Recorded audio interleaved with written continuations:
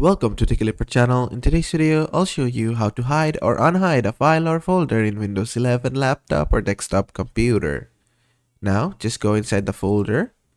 Inside this, we have two folders. Now, let's say I want to hide folder 2. To do this, what I need to do is just right click on folder 2. After that, just click on show more properties or show more options rather.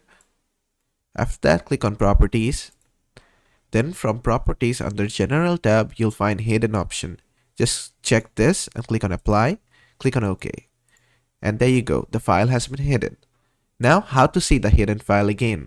Just click on view. Then click on show. From here, just check hidden items.